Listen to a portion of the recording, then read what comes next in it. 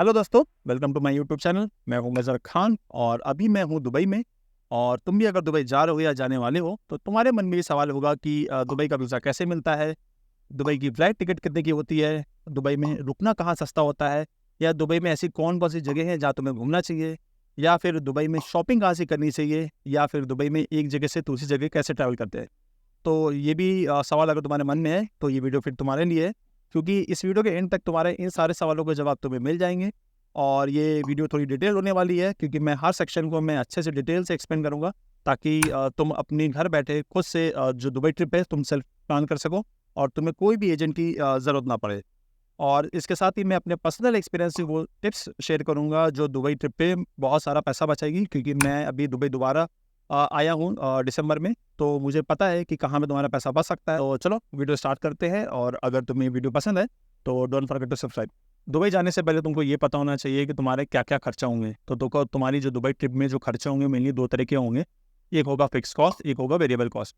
तो fix cost में तुम्हारा आता है फ्लाइट, वीज़ा, ट्रैवल इंश्योरेंस और अकोमोडेशन।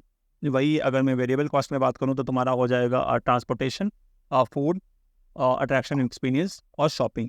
तो सारे ही सेक्शंस को मैंने बहुत अच्छे से डिटेल में कवर किया है, तो वीडियो को लास्ट तक देखो। कोई भी इंडियन अगर दुबई घूमना चाहता है तो उसके लिए लगता है ई वीज़ा, जिसका मतलब है कि तुम्हें किसी भी एजेंट की ज़रूरत नहीं है, तो तुम और ऑनलाइन वीज़ा अप्लाई कर सकते हो और घर बैठे वीज़ा पा सकते हो। अच्छा, अब वीज़ा कौन से तरह के होते हैं? तो मेनली जो वीज़ा कई तरह के होते हैं टूरिस्ट वीज़ा। तो एक होता है सिंगल एंट्री विजिट वीज़ा, एक होता है मल्टीपल विजिट वीज़ा। तो जो मैं प्रेफर तुम्हें करूँगा कि वो एक होता है 30 डेज़ का सिंगल एंट्री विजिट वीज़ा। तो मैं वो प्रेफर करूँगा। और जितने भी वीज़ा टूरिस्ट वीज़ा होते हैं आई थिंक ऑलमोस्ट सबकी कॉस्ट सेम होती है, 7000 के आसपास ही हेयर एंड देयर कॉस्ट होती है सिंगल एंट्री के लिए। तो तुम सजेस्ट करूँगा तुम 30 डेज़ का सिंगल एंट्री विजिट वीज़ा कर सकते हो। अच्छा, अब अप्लाई कैसे कर सकते हैं? तो पहला तो यही है कि तुम क्योंकि ऑनलाइन अप्लाई कर सकते हो, तुम एक चाहो तो एक लोकल एजेंट्स के थ्रू करना चाहो तो कर सकते हो, बट आई थिंक उनका 1000-2000 कुछ कमीशन बनेगा। या इसके अलावा अगर तुमने एमिरेट्स की फ़्लाइट टिकट बुक की है तो तुम फ़्लाइट टिकट भी बुक करा के तुम्हें ऑटोमेटिकली वीज़ा मिल जाएगा। और अगर एक तीसरा थर्ड तरीका होता है जो ये होते हैं लोकल एग्रीगेटर, जैसे मेक माई ट्रिप, और भी जैसे मान लो दुबई वीज़ा करके डिफरेंट वेबसाइट है, तो तुम उन वेबसाइट के थ्रू पा सकते हो। अच्छा, और इसके अलावा तो मैं जब भी दुबई 2 बार आया हूँ और मैंने हमेशा मेक माई ट्रिप से अप्लाई किया है, क्योंकि प्रोसेस इनका बहुत ही फास्ट होता है और बहुत ही कन्वीनियंट होता है। तो तुम चाहो तो मेक माई ट्रिप से भी अप्लाई कर सकते हो। और इसके ऊपर मैंने पूरी वीडियो बनाई है कि कैसे तुम्हें मेक माई ट्रिप के थ्रू वीज़ा अप्लाई करना है और क्या-क्या स्टेप फॉलो करने हैं, क्या टिप्स होती है। तो तुम इस वीडियो को रेफर करके तुम बना सकते हो। और वीज़ा अप्लाई करने से पहले तुम्हारी जो मेन जो 2 रिक्वायरमेंट होती है वो होती है, पहला पासपोर्ट, एक वैलिड पासपोर्ट होना चाहिए, और दूसरा जो होती है आपके पास पासपोर्ट साइज़ फ़ोटो होती है। तो ये 2 की रिक्वायरमेंट होती है, और तुम ये वीडियो को रेफर कर लो और घर बैठे फिर अपना वीज़ा के लिए अप्लाई कर सकते हो। दुबई इंडिया से सिर्फ 3 घंटे की दूरी पे ही है, तो तुम्हारी जो दुबई की फ़्लाइट है वो इंडिया की ऑलमोस्ट हर मेजर सिटी से तुम्हें दुबई की डायरेक्ट फ़्लाइट मिल जाएगी। अब दुबई की जो फ़्लाइट की जो रिटर्न फ़्लाइट की जो कॉस्ट होती है वो डिपेंड करती है कि तुम किस एयरलाइन से जा रहे हो, कितनी जल्दी टिकट तुमने बुक कराई है, और तुम्हारी क्लास है वो इकोनॉमी है या बिज़नेस क्लास। तो मेरे हिसाब से जो मैंने हमेशा प्रोसेस फ़ॉलो किया है चीप फ़्लाइट टिकट बुक कराने का, वो सबसे जो बेस्ट तरीका मुझे लगता है वो होता है कि तुम स्काई स्कैनर की वेबसाइट पे जाओ या ऐप पे जाओ, तो और वहाँ पे जाकर तुम फ़्लाइट के जो प्राइस होते हैं उसको चेक और कंपेयर कर सकते हो। तो ऐसा होता है कि तुम्हारे आज से 3 से 4 महीना तुम्हें हर दिखा देगा कि तुम्हें किस दिन की फ़्लाइट तुम्हें रिटर्न फ़्लाइट तुम्हें सस्ती पड़ रही है। तो तुम्हें जिस दिन की फ़्लाइट सस्ती मिले तुम उसके हिसाब से अपनी कन्वीनियंस के हिसाब से वो टिकट बुक करा सकते हो। अच्छा, बट फिर भी मैं एक एवरेज अगर मैं टिकट प्राइस की बात करूँ तो एक तुम्हारे रिटर्न फ़्लाइट की कॉस्ट इकोनॉमी की तकरीबन 25,000 के आसपास आएगी। अब जब टिकट बुक करा रहे हो, हालाँकि तुम बुक तो किसी भी ऑनलाइन एग्रीगेटर से करा सकते हो, जैसे कि क्लूप हो गया, मेक माई ट्रिप हो गया, तमाम एग्रीगेटर हैं वहाँ से करा लो। लेकिन मेक श्योर करना है कि जब तुम जब टिकट बुक करा रहे हो तो एक बैंक का जो कार्ड ऑफर रखा है वो लगाना मत भूलना, जिससे तुम्हारे 1000-3000 रुपये एक्स्ट्रा बच सकते हैं। तुम एक होटल ले सकते हो, या हॉस्टल ले सकते हो, या एयरबीएनबी ले सकते हो। अब होटल ले रहे हो तो होटल आई थिंक तुम अगर किसी अपने कपल के साथ आ रहे हो या फैमिली के साथ आ रहे हो तो उस केस में एक होटल ले सकते हो। और 2 स्टार 3 स्टार होटल की जो कॉस्ट आती है तकरीबन यहाँ पे 2000 से 4000 के बीच में आती है। वहीं अगर तुम 4 स्टार होटल ले रहे हो तो उसकी कॉस्ट 4000 से 20000 तक जा सकती है। अगर तुम सोलो ट्रैवल कर रहे हो तो तुम उस केस में एक हॉस्टल ले सकते हो, उसकी कॉस्ट तकरीबन आती है 1500 से 2000 के बीच में पर बेड और पर नाइट की। और वहीं अगर तुम एयरबीएनबी ले रहे हो तो एयरबीएनबी कॉस्ट डिपेंड करती है कि तुम 2 बीएचके ले रहे हो, 3 बीएचके अपार्टमेंट ले रहे हो, या एक सिंपल विला ले रहे हो, और कितने साथ तुम्हारा ट्रैवल कर रहे हो। पर मैं मानता हूँ मोटा मोटा आई थिंक 2000 से 3000 इसकी कॉस्ट एयरबीएनबी की पड़ जाती है। अब ये जो तुम्हारा प्लेस ऑफ स्टे है वो तुम्हारी प्राइस बहुत फैक्टर पे डिपेंड करता है कि तुम कब बुक करा रहे हो और तुम्हारी लोकेशन क्या है। अब कब करा रहे हो का मतलब ये है कि ऑफ सीज़न है या ऑन सीज़न है। ऑफ सीज़न मतलब कि तुम्हारा बेसिकली अप्रैल से अक्टूबर वाला सीज़न है, या तुम्हारा पीक सीज़न जब तुम्हारा नवंबर से मार्च वाला सीज़न है, जब दुबई में टूरिस्ट आना चालू होता है और जब मौसम अच्छा होता है। तो उस पर डिपेंड करता है। और लोकेशन इसलिए मैं कह रहा हूँ कि लोकेशन, क्योंकि दुबई देखो दो तरीका है, एक है ओल्ड दुबई, दूसरा है मॉडर्न दुबई। ओल्ड दुबई में जिसको हम जो एरिया आते हैं वो होता है डेरा बर दुबई। तो यहाँ पे जो होटल की प्राइस होती है वो चीपर होती है। तो तुम अगर चीप एंड बजट ट्रैवल कर रहे हो तो look out for the hotels day in areas like Deira Bur Dubai और उसके आसपास एरियो में। और अगर मान लो तुम्हें नाइट लाइफ चाहिए और एक तुम्हें मॉडर्न दुबई वाली एक इमेज चाहिए, तो तुम मॉडर्न दुबई वाले एरिया जैसे कि JBR है, दुबई मरीना है, तो तुम इन्हीं एरिया में अपना होटल या हॉस्टल या एयरबीएनबी चूज़ कर सकते हो डिपेंडिंग ऑन योर बजट। अच्छा, एक और ख़ास बात, जब तुम टिप्स हैं कुछ, जब भी तुम अपना होटल बुक करा रहे हो तो मेक श्योर करो, और होटल ही नहीं, आई थिंक जब तुम हॉस्टल या एयरबीएनबी करा रहे हो तो एक टिप्स है कि जो भी चूज़ करो place of stay, make sure करो कि वो मेट्रो स्टेशन के पास हो, ताकि तुम्हारा ये ऐसा ना हो कि तुम्हारा मेट्रो स्टेशन से और जहाँ तुम्हारी प्लेस ऑफ स्टे है तुम्हें उसके लिए एडिशनल कुछ टैक्सी पे करना पड़ रहा है, या तुम्हारी एक वॉकिंग डिस्टेंस मतलब वॉकेबल नहीं है। तो मेक श्योर करें कि वो एटलीस्ट वॉकेबल हो, यानी कि 1 किलोमीटर के अंदर ही हो। और दूसरा, इसके अलावा तुम्हारी कोई अगर रिक्वेस्ट हो एडवांस में, तुम उसको पहले से रेस कर दो। ठीक है। अब नेक्स्ट क्वेश्चन आता है कि तुम्हारे पास पता चल गया तुम्हें कहाँ पे रुकना है और उसकी टिप्स पे है। फिर अगला होता है कि तुम्हें बुक कैसे करना चाहिए। तो मेरे अपने पर्सनल एक्सपीरियंस से बहुत सारी वेबसाइट हैं इंडिया में, जैसे मेक माई ट्रिप है, गोवा बीबो है, और एक इंटरनेशनल है जैसे hostels.com, booking.com। बट मैंने हमेशा जितनी भी बुकिंग कराई है, अगर मैंने होटल या हॉस्टल बुक कराया तो मैंने booking.com से कराया, और मेरा एक्सपीरियंस हमेशा अच्छा रहा है। और वहीं अगर मैंने एयरबीएनबी बुक कराया तो मैंने airbnb.com से कराया, क्योंकि वहाँ पे जो एयरबीएनबी की जो लिस्टिंग होती है वो एक मतलब सबसे अच्छी होती है। तो उस केस में तुम चूज़ कर सकते हो। दोनों का लिंक मैंने डिस्क्रिप्शन में डाल दिया, तो तुम उन दो वेबसाइट को रेफर कर सकते हो। तो अभी मैं जहाँ पे रुका हूँ, तो अभी मैं एक एयरबीएनबी में रुका हूँ, और ये JBR बीच पे है, शमफोर बिल्डिंग, तो बीच साइड ही है। और जो मुझे अभी पड़ा है ये आई थिंक मुझे इंडियन करेंसी में तकरीबन 13,000 रुपये पर नाइट का पड़ा है, क्योंकि एक 1 BHK अपार्टमेंट हो तो 13,000 पर नाइट पड़ा है। और ये अभी थोड़ा आई थिंक मैं मानता हूँ महंगा भी है, क्योंकि आज 31 दिसंबर है, तो एकदम पीक सीज़न है, तो इसलिए मुझे थोड़ा महंगा पड़ा है। बट तुम अगर ऑफ सीज़न में आओगे या थोड़ा बाकी टाइम पे आओगे तो तुम्हें थोड़ा चीपर पड़ेगा। अच्छा, मैं तुम्हें लोकेशन दिखाता हूँ, मैं अंदर से नहीं दिखा सकता क्योंकि वो उन्होंने मना किया है, बट मैं तुम्हें बाहर से दिखाता हूँ कि उसकी लोकेशन क्या है। तो देखो, ये है बिल्डिंग शम्स 4, जो कि JBR के पास है, और यहाँ पे मेरा 1 BHK अपार्टमेंट है, तो काफ़ी अच्छी सोसाइटी है। तो तुम भी यहाँ के आसपास देख सकते हो। अब बात करते हैं कि दुबई में तुम्हें पैसे कैसे खर्चा करने हैं। देखो, दुबई में या UAE में जो करेंसी एक्सचेंज चलती है वो होती है दिरहम, और इंडिया में जो इंडियन रुपीज़ चलती है। तो दुबई आने से पहले या UAE आने से पहले तुम्हें अपनी जो करेंसी होती है, लोकल करेंसी, इंडियन रुपीज़ को दिरहम में कन्वर्ट कराने होते हैं। अब यहाँ पे दुबई में पैसा खर्चा करने के देखो दो ही तरीके होते हैं, या तो तुम कैश के थ्रू कर लो, या तो तुम जो डिफरेंट कार्ड होते हैं, क्रेडिट कार्ड, डेबिट कार्ड या फॉरेक्स कार्ड, उसके थ्रू कर लो। अब कैश में क्या होता है, अगर तुम कैश वाला एक ऑप्शन लेके चलो, क्योंकि कैश क्योंकि हो सकता है तुम्हारे पास कार्ड ना हो, तो तुम उस केस में कैश लेके कैरी करो। तो कैश को तुम्हें बेसिकली कन्वर्ट कराना होता है। तो मैं सजेस्ट करूँगा कि तुम एयरपोर्ट से की बजाय उसको जब इंडिया आ रहे हो, इंडिया आने से पहले जो बैंक्स हैं या तुम्हारे लोकल मनी एक्सचेंजर काफ़ी होते हैं, उसको गूगल सर्च पे कर लो, तो तुम्हें काफ़ी मनी एक्सचेंजर मिल जाएंगे, तो तुम वहाँ जाके उसको मनी को एक्सचेंज करा सकते हो। और एक काम ये भी कर सकते हो कि तुम दुबई आकर भी करा सकते हो, कि यहाँ पे भी लोकल मनी एक्सचेंजर होते हैं, लेकिन मैं तुम्हें वो एडवाइस नहीं करूँगा, क्योंकि तुम एट द मोमेंट आप एयरपोर्ट से निकलते हो तो तुम्हें कैश की पैसे की ज़रूरत पड़ने लगती है। तो इसलिए मैं तुम्हें सजेस्ट करूँगा कि तुम अपने लोकल कंट्री से ही, इंडिया से ही आप लोकल मनी एक्सचेंजर या बैंक से अपना कैश एक्सचेंज करवा के आएँ।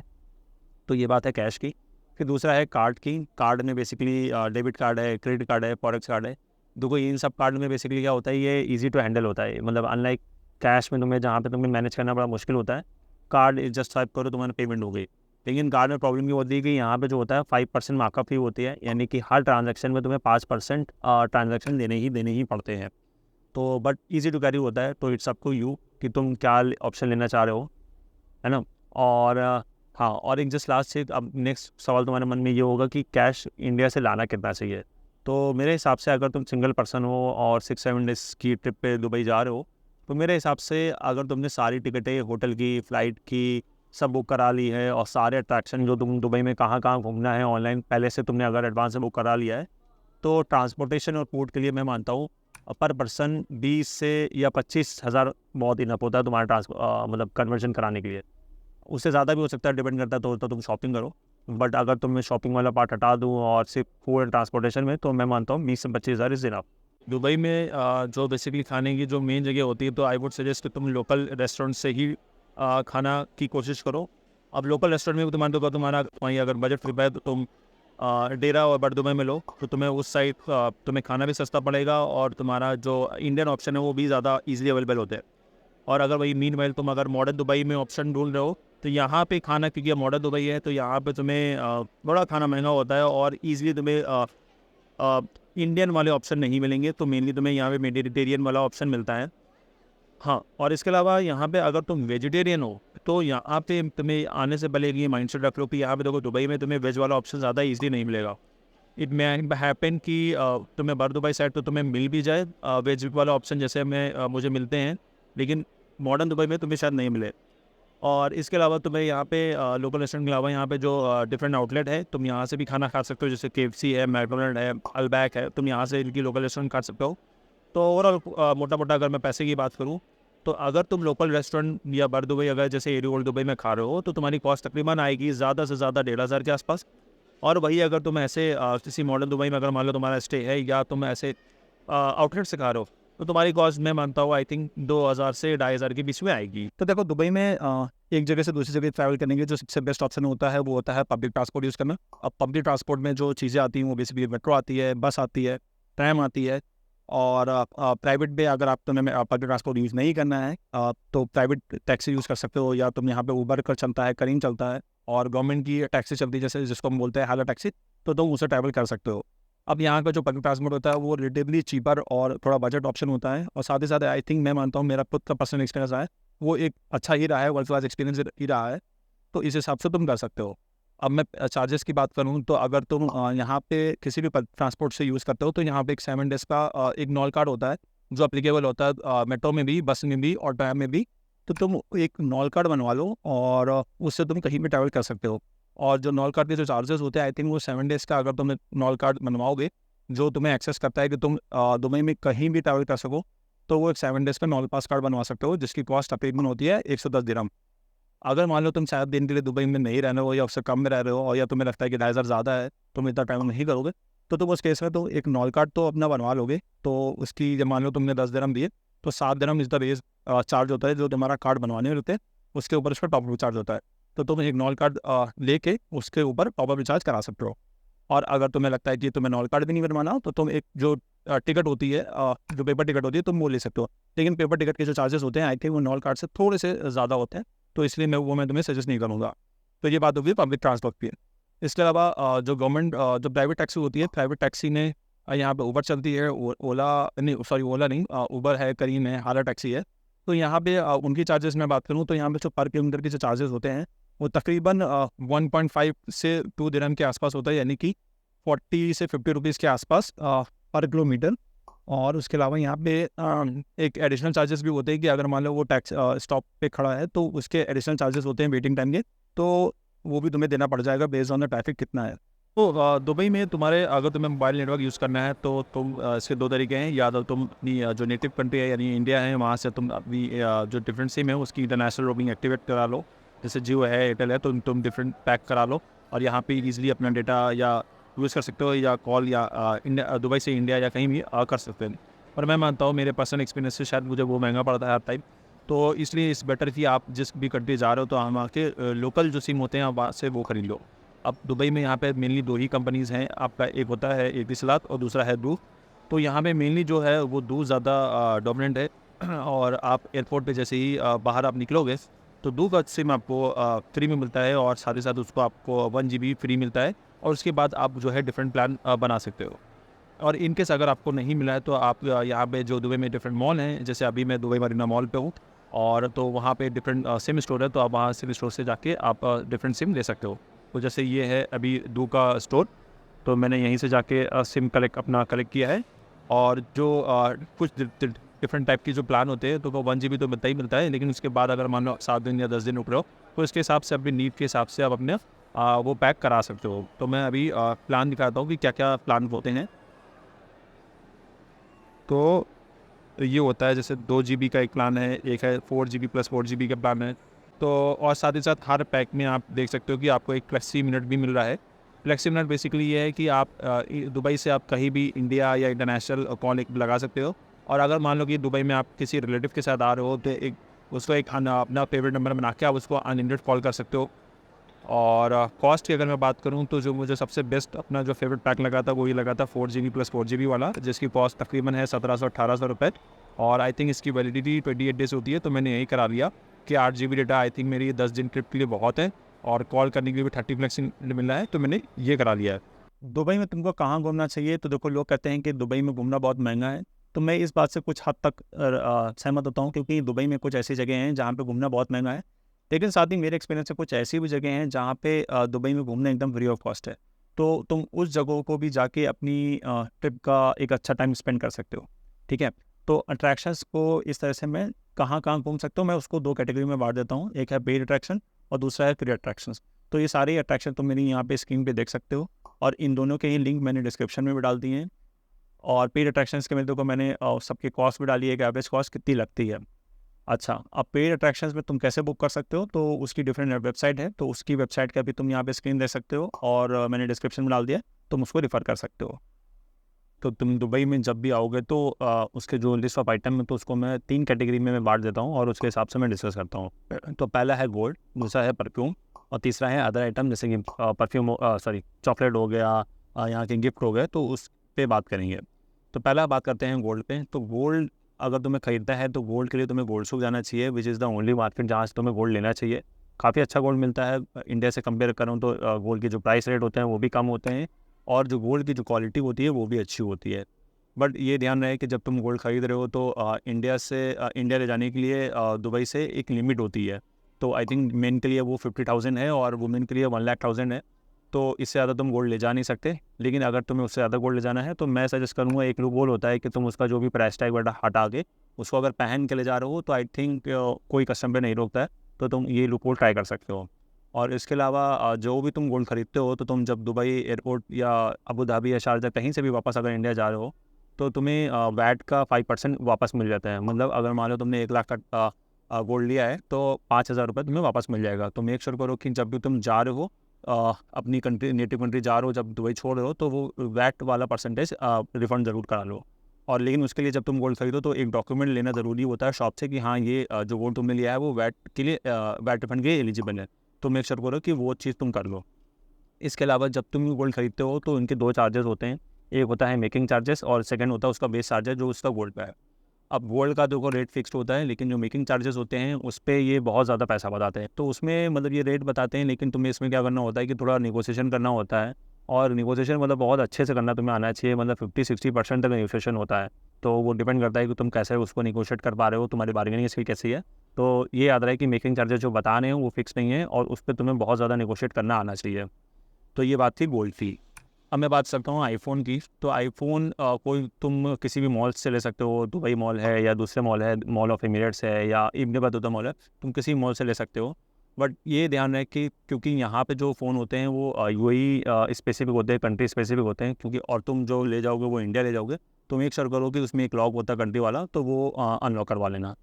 और प्राइस की अगर मैं बात करूँ मोटा मोटा इंडिया से, अगर तुम आईफोन यहाँ पे कंपेयर करोगे तो इंडिया में अगर एक आईफोन 15 प्रो मैक्स 1,60,000 का आता है, तो दुबई में उसकी कॉस्ट तकरीबन होती है 1,15,000 के आसपास। तो मतलब ऐसा समझो कि 45,000 में तुम इनफैक्ट इंडिया से दुबई एक ट्रिप मार सकते हो। तो इतना ज़्यादा सस्ता पड़ता है आईफोन इंडिया से कंपेयर करो दुबई में। तो इस हिसाब से तुम अपना और हाँ, अगर मान लो तुम्हें मॉल से नहीं खरीदना है, एक और भी कुछ जैसे शॉप्स होती हैं, जमजम इलेक्ट्रॉनिक्स या और भी लोकल रिटेलर होते हैं, जैसे तुम ओल्ड दुबई में जाओगे तो वहाँ पे भी मिलता है। लेकिन पैसा तुम्हें होता है तुम्हें 3-4 हज़ार या 10,000 शायद तुम्हें सस्ता पड़ जाए। लेकिन मेक श्योर करना कि जो भी तुम आईफोन ले रहे हो एक रिलायबल रिटेलर से लेना, क्योंकि इतना पैसा खर्चा करोगे और फिर वो बाद में तुम वापस नहीं आओगे। तो मेक श्योर करो कि कोई भी आईफोन ले रहे हो तो वो एक ऑथेंटिक सेलर से खरीदें। फिर उसके बाद तीसरा कैटेगरी में बात करता हूँ कि जिसमें तुम्हारी कैटेगरी आती है, जैसे परफ्यूम है हो गया, चॉकलेट हो गया, बखूर हो गया, या कुछ भी गिफ्ट आइटम जो तुम अपने घर वालों के लिए ले जाना चाहते हो। तो उसके लिए मैं सजेस्ट करूँगा, एक मेरा दुबई का 2 ट्रिप मैं कर चुका हूँ, तो मेरा एक पर्सनल खुद का एक्सपीरियंस रहा है कि कोई भी लोकल शॉप से मत खरीदो।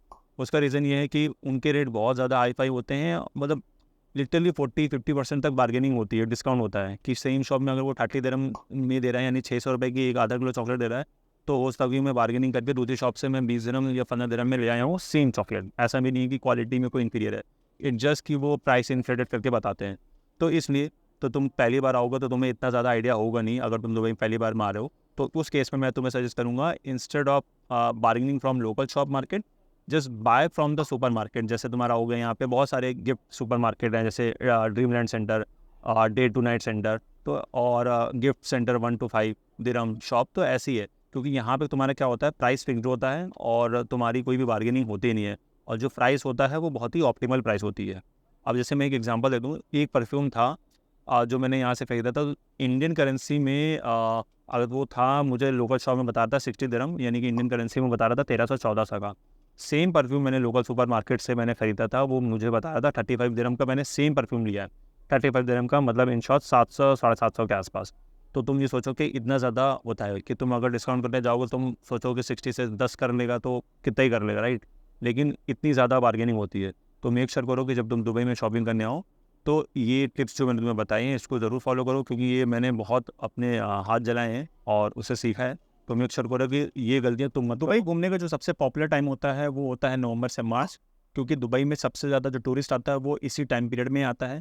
और वो क्यों होता है, क्योंकि इस टाइम में जो टेम्परेचर होता है वो बहुत ज़्यादा प्लेजेंट होता है, अराउंड 20 to 30 डिग्री सेल्सियस। तो आप क्या हो सकता है कि आउटडोर एक्टिविटीज़ अच्छे से इंजॉय कर सकते हो।